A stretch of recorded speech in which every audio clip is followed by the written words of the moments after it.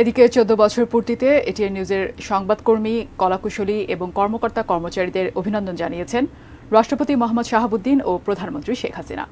আলাদা বাণীতে তারা এই শুভেচ্ছা জানিয়েছেন।